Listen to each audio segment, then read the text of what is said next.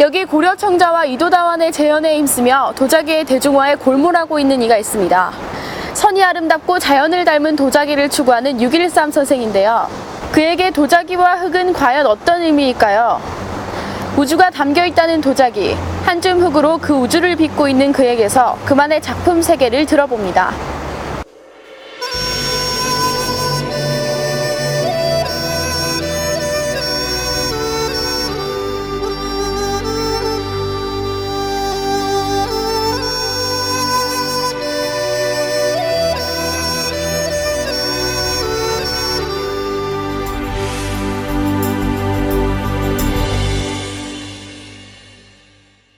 도예 쪽으로 들어가게 된 계기에 대해서 말씀해 주세요. 제가 이제 1981년도 동아대학교 사회학과 이제 입학을 했는데, 그때 이제 제가 서클에 들게 됐는데, 다연애라는 차 마시는 서클에 들게 됐어요. 차를 마시려면 닭이가 있어야 되잖아요. 차잔이 있어야 되는데, 그렇다 보니까 여러 가마에 놀러 다니게 됐어요. 아주 유명하신 분으로 가마에 놀러 다니게 됐는데, 그러다 보니까 어느 날 갑자기 저거를 직업으로 한번 해봤으면 하는 생각이 들더라고. 그래서 몇 년간 시도 끝에 선택을 했어요. 우리 세대는 플라스틱 세대잖아요. 전부 다 플라스틱 그릇이 이제 여러 횡행했었는데, 우리 그릇을 보면 좋더라고. 그래서 정말 우리한테도 이런 그릇이 있었나, 이런 생각이 이제 시작하게 됐죠. 그러면 일본에서는 이제 한국에서 활동보다 더 활발하게 하신다고 들었는데, 그거는 이제 왜 그러냐면은 인지년한 이후로 우리나라 도공들이 일본에 많이 이렇게 막 끌려갖고 그 다음에 넘어가기도 이래 하고 그랬어요. 근데 한국에는 자료가 없어요, 자료. 그 다음에 일본에는 차 마시는 인구가 4천만 명이 넘어요. 그다음에 시장도 크고, 그 다음에 우리같이 도자기 종사하는 사람들이 우리는 10,000명밖에 안 되는데 일본은 130만 명이 넘어요.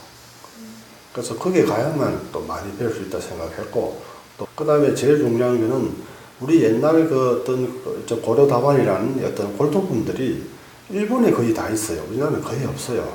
그래서 그 골동품들이 우리들이 책이기 때문에 그걸 공부하려면 거기에 갈 수밖에 없는 거예요. 그러면 주로 뭐 자완을 만드신다고 들었는데 그것을 좀 고집하시는 이유가 있으신가요? 잘 하지 못하는 분야를 해야 우리가 나아갈 수 있잖아요. 가장 어려운 분야. 가장 어려운 분야가 다완이에요, 다완.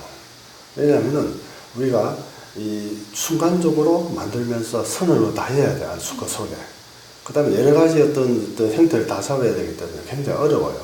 그래서 그걸 이제 시작하게 되는데, 물론 일본에서도 우리 다완 만드는 사람을 최고로 쳐줘요, 일본에서도.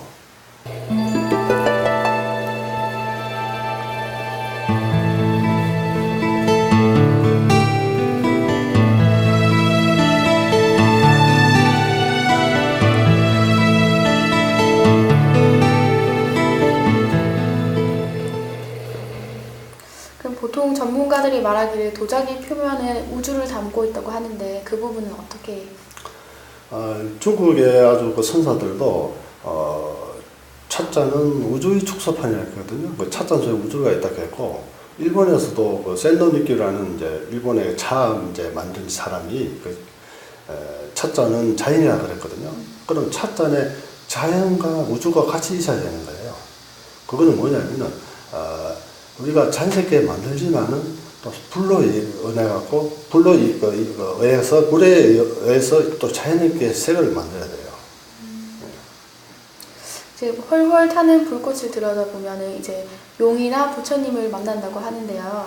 불꽃 모양과 도자기는 어떤 관계를 형성하는지.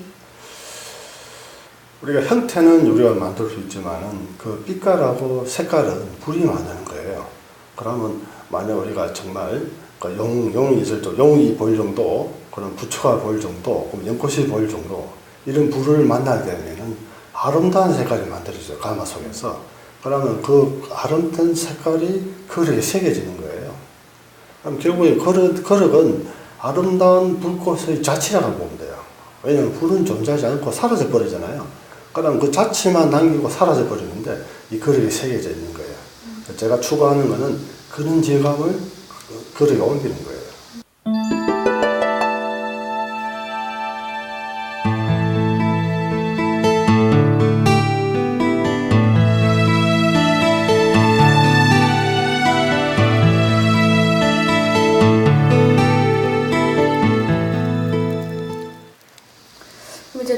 고인으로서는 드물게 신지식인에 선정이 되셨다고 들었는데요.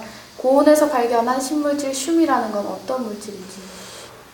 제가 98년도 일본 전시할 때 흑박사라는 이야기 들었어요. 일본에서. 제가 흙을 연구를 많이 했어요.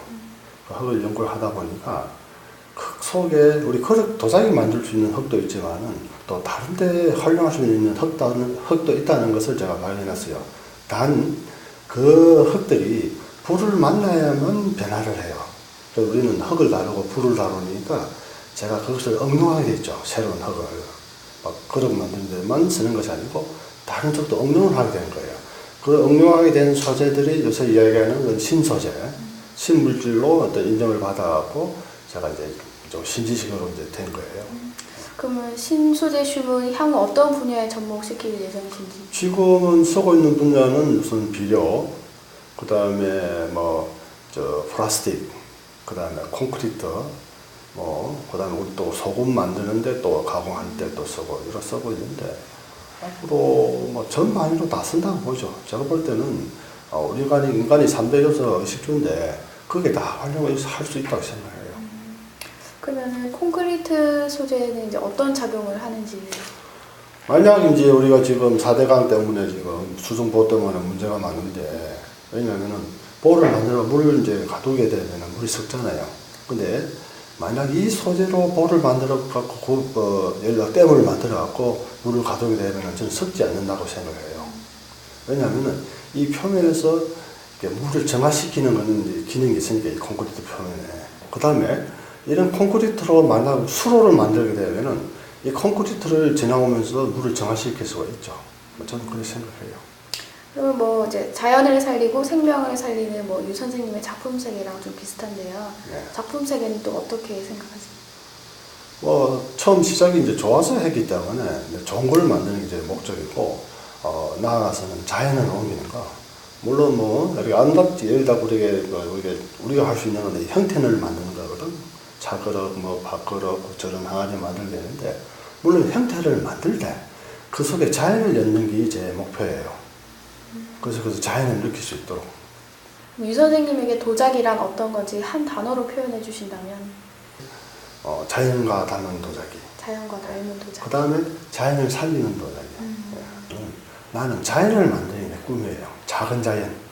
물론 지구는 태양이 만든 도자기거든요. 그렇잖아요. 46억 년, 47억 년 그건 모르겠지만은 그때 폭발하면서 지구가 만들었었어요. 불로서 만들어져갖고 지금 46억 년이 지났기 때문에 여기 볼 수 있는 거예요.